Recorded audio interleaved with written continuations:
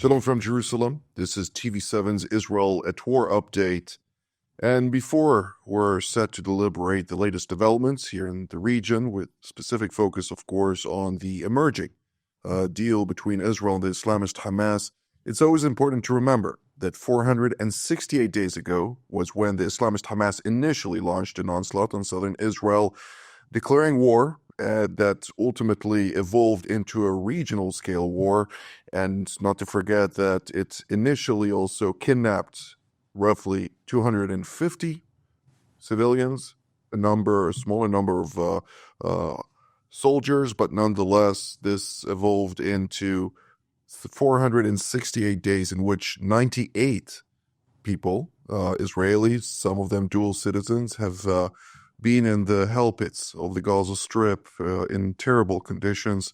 And with that, I'd like to turn to Central Israel, where we're joined by Colonel in Reserve, Midi Eisen, who formerly served as a senior officer at the IDF Intelligence Directorate and is currently a senior fellow at the ICT at Reichman University. It's good to see you, Colonel. I'd like to hear Good to see you, Jonathan. It's a pleasure indeed. I'd like to hear your 2 cents on the emerging deal. It has yet to be finalized.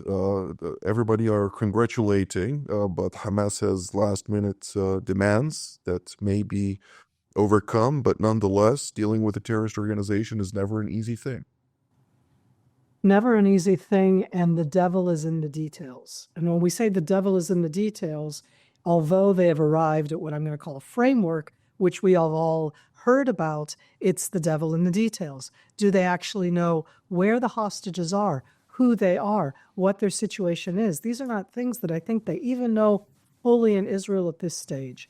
But it's in addition to that, because as an Israeli right now, I do feel a sense of relief. I'm even going to say a small grain of hope, but I am also anxious. I am fearful.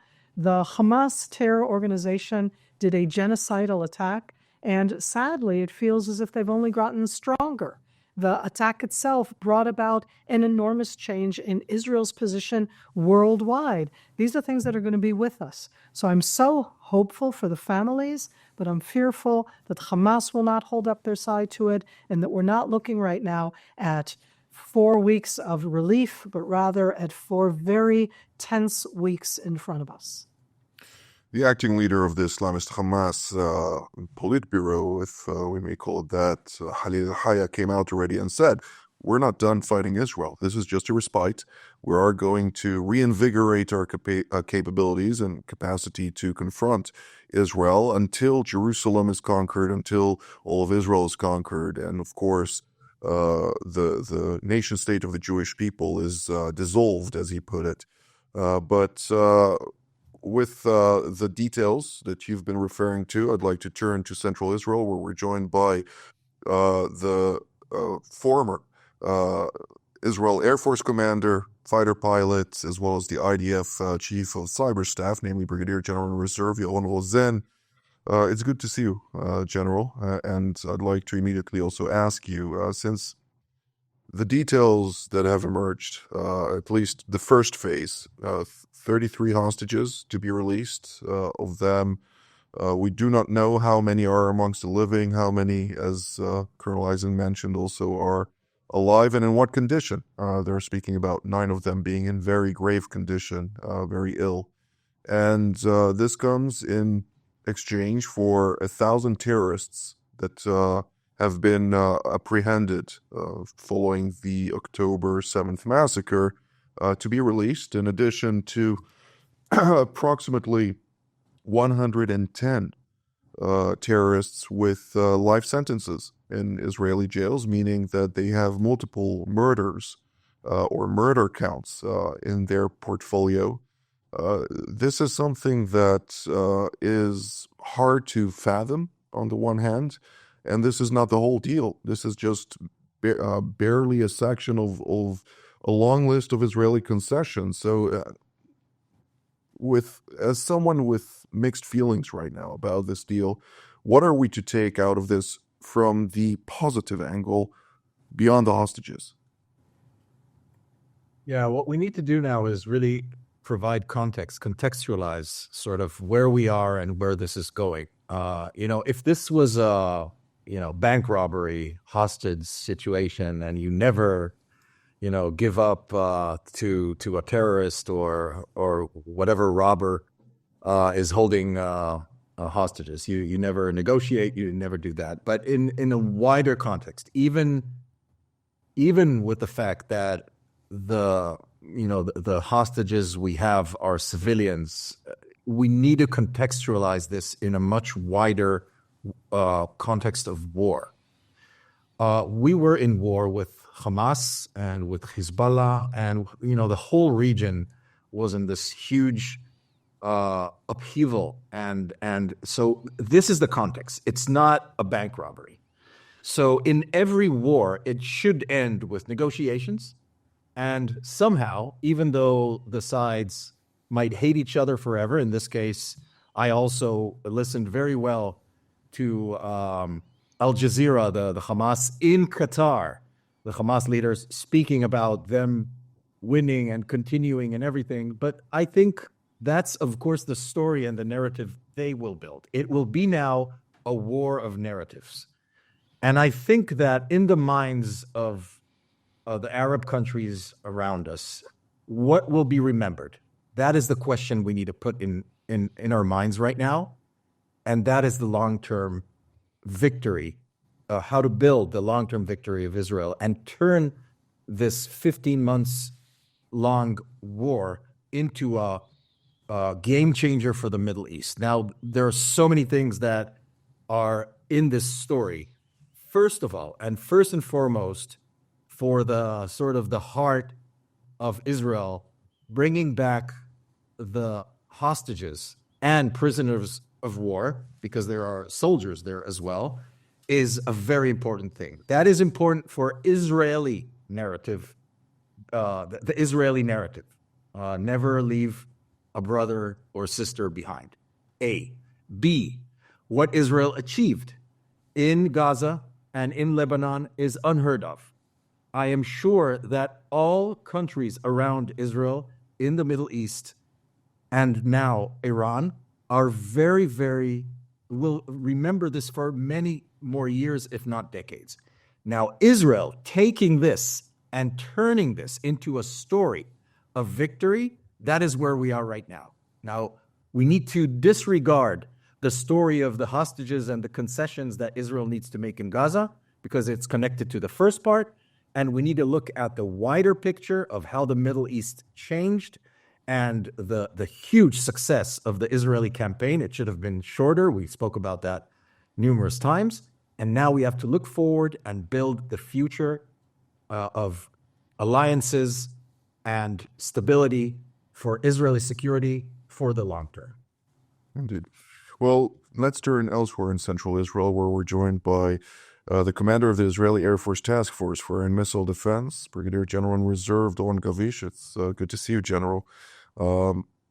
I'd like to ask you particularly on the various movements of the IDF. One of the angles of this deal means a certain withdrawal in the first phase of the talks from the Philadelphia corridor, something that was, of course, a no-go just a couple of months ago. What has changed, and to what degree can Israel enforce or frustrate any smuggling of weaponry, potentially even hostages during this period of time outside of the Gaza Strip? And are we in a process of also understanding what phase 2 will mean and look like? Well, Jonathan, as Miri mentioned before, Colonel Eisen, that the devil is in the details. So I would add to it, by the way, the devil is in the details, and we are fighting against the devils. Of course, we are all waiting to see what would be the final agreements, and we know that we would probably will understand what is happening on the first phase, but then the second phase is still yet to be fully determined. From the IDF point of view, it says in general that it would support any decision that would be made by the Israeli cabinet. And this is exactly what is expected from military, is that the decision would be made, you would adapt yourself, and you would find a way to gain the interest of Israel, the military ones and the strategic ones. And this is what the IDF is going to do. The IDF said quite a long time ago that it would adapt itself, and this is exactly what would happen. In general, of course, we would still would like to block, as you mentioned before, smuggling. We would like to block the Hamas to be rearmed, and this is something that we would look at, and it would be the deployment, but not only the deployment, the tactics, the way of fighting. There's a lot of opportunities there, but once again, first and foremost is to have back our hostages. This is our moral obligation. And when you are in such complex situation, you always go back to your morals. And this is something which is really basic to every Israeli. And in the Israeli military, this is something which is embedded into our moral values. You don't leave your brother in the hands of your enemy, and you will do whatever is necessary to bring them back. And this is what we do. I don't think that anyone is under the impression that the war in the region would be ended and the peace will break. Unfortunately, this is not the situation. We would have to contain it in a way that it would serve Israel interest. I would just add that looking at this war again from a military point of view, we are in a completely different situation that we've been a year and a half ago. The Hamas was strongly beaten by the IDF, to say it in a free language. This is not the same Hamas. They are not any more military as they've been in the past. They've gone back to be a terrorist organization who is fighting a hybrid war. The Hezbollah is very weak, as we all know. The Syrian army is not there anymore. And this is a completely different situation that we've been in the past. We are in direct war in Iraq with Iran. We have to remember this. I'm not sure that this would be ended with what we have seen here in the Gaza Strip. And so although everything is connected to everything, we have to, again, focus on this deal to make sure that we see them back. And, of course, to look at it from a strategic point of view for the opportunities and the risks in our region. I think there is a lot of opportunities also that are embedded in the situation that we are at. Colonel Eisen, General Lausanne just referred to a battle of narratives. What are we to take out of the current narrative emerging on the Israeli side, where we need to remember this is merely a temporary cessation of hostilities, one stage out of three, with chances of the two others, according to the brief history of battles of 15 months, have proved time and again that Hamas cannot be trusted. And prior to that, there's a long list of reasons not to trust Hamas even more.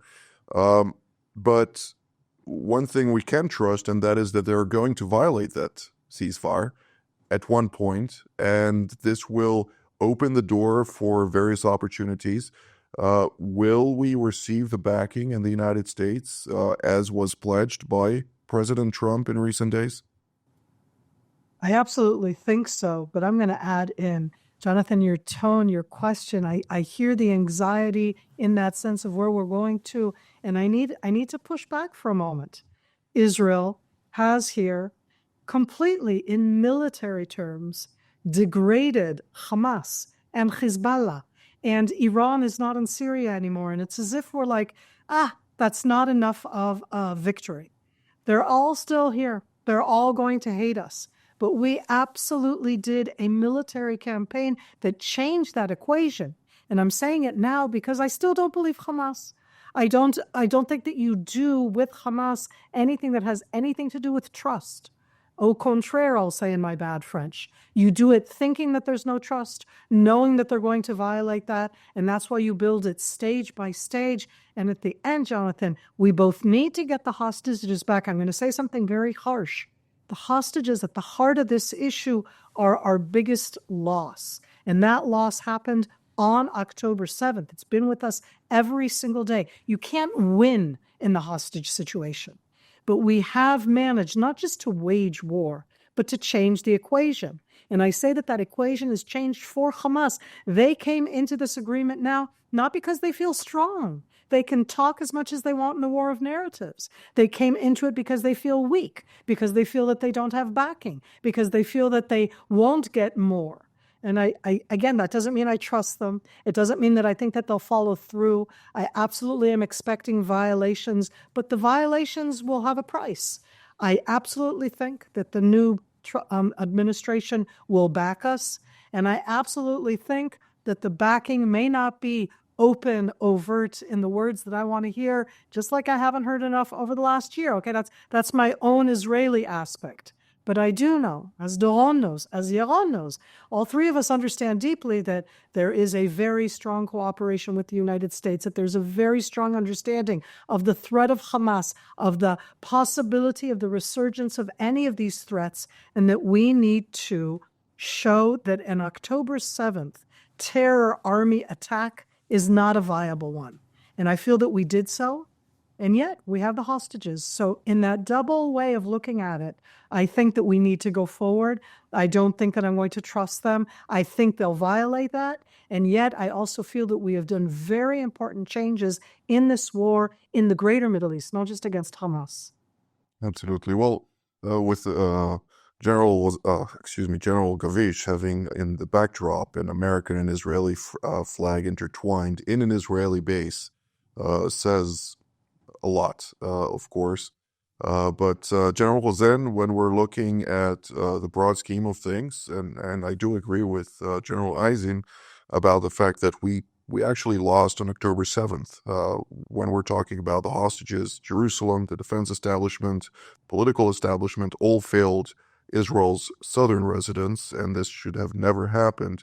But to guarantee that it will never happen again, the head of the octopus, so to speak, the Islamic Republic of Iran, is still alive and kicking, and it's still poised on confronting Israel from different fronts, albeit, of course, severely damaged with its axis in shambles, if we're talking about Syria, Lebanon, even Yemen. The situation there is quite dire.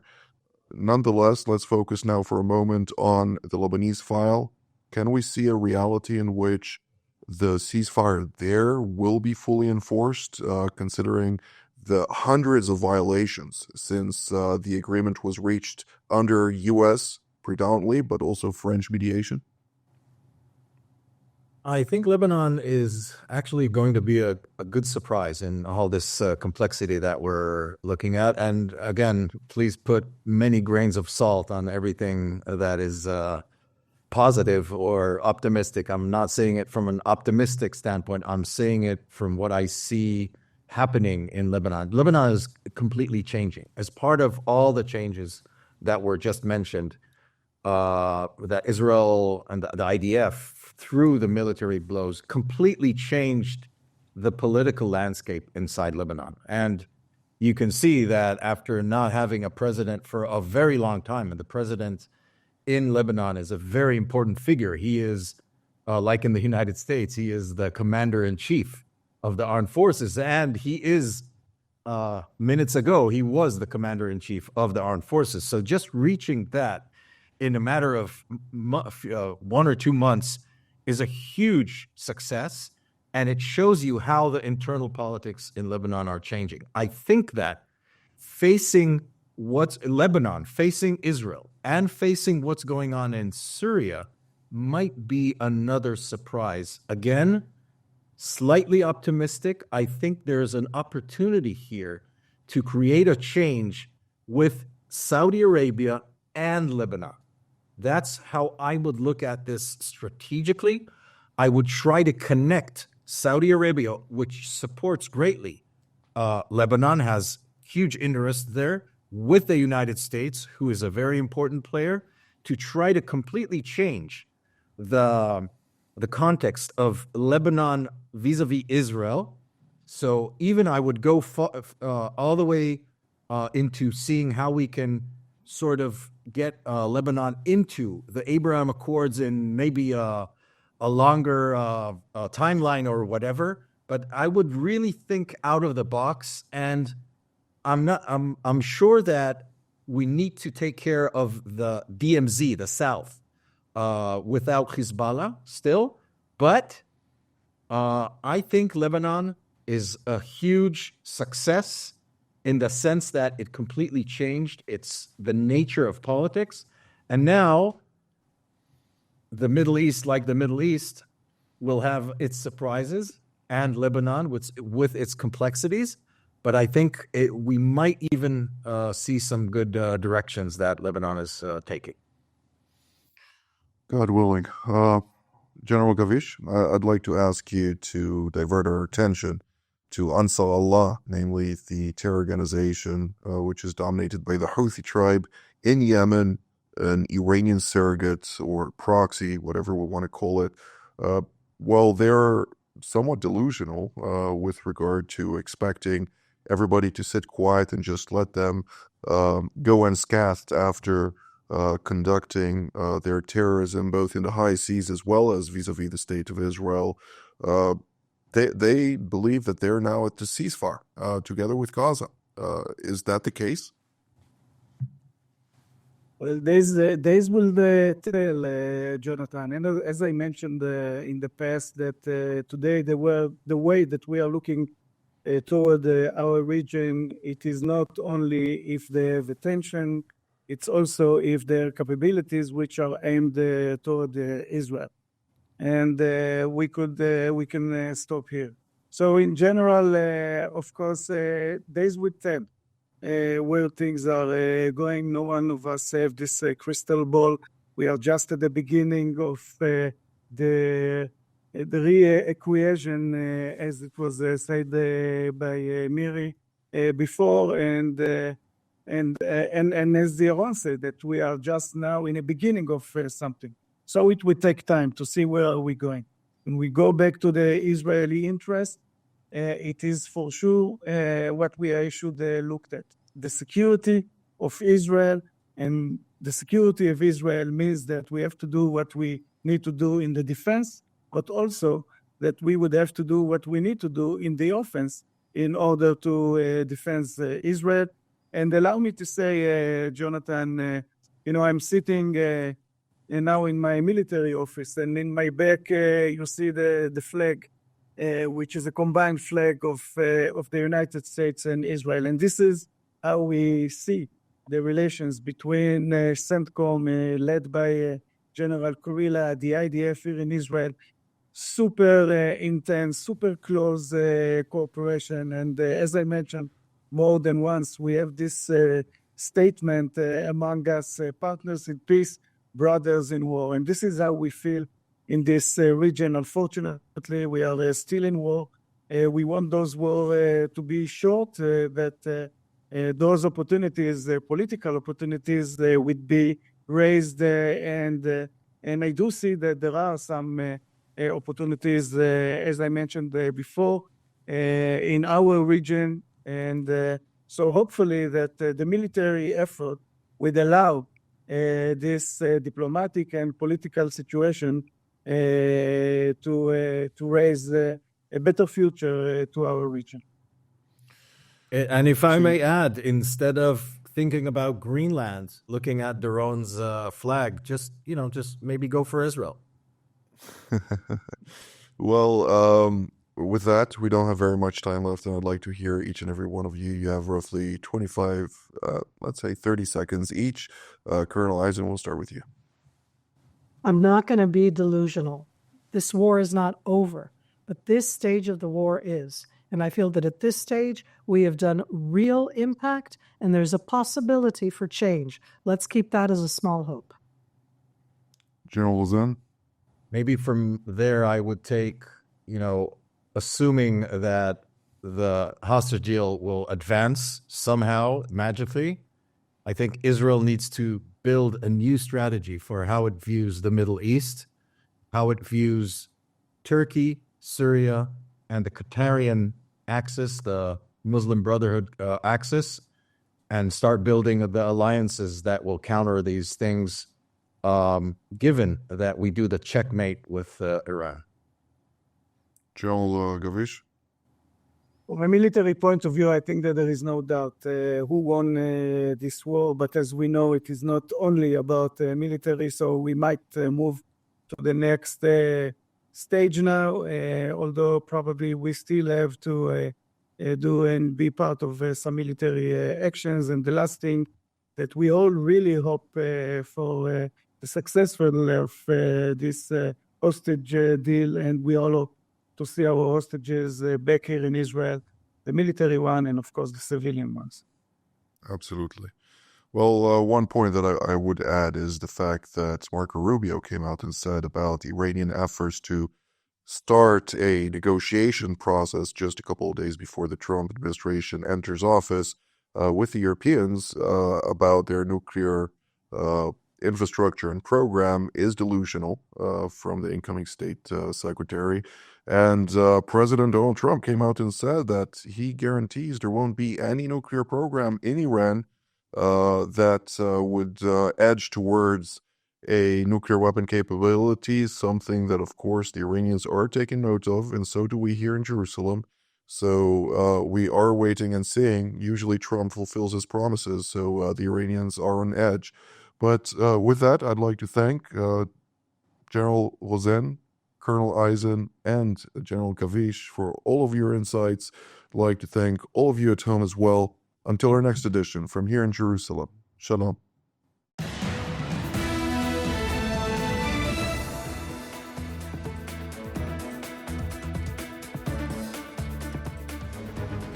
Shalom, I'm Danny Ayalon, former Israeli ambassador to the United States, former deputy foreign minister and member of Knesset.